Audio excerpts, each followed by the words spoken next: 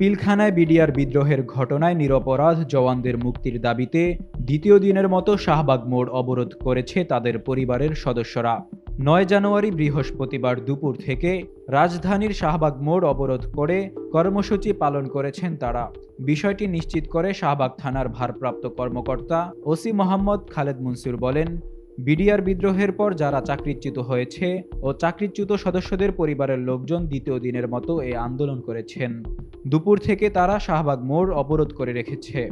এখানে সম্পূর্ণ যান চলাচল বন্ধ রয়েছে। পরিস্থিতি নিয়ন্ত্রণে রাখতে পুলিশ সদস্য মোতায়েন করা হয়েছে।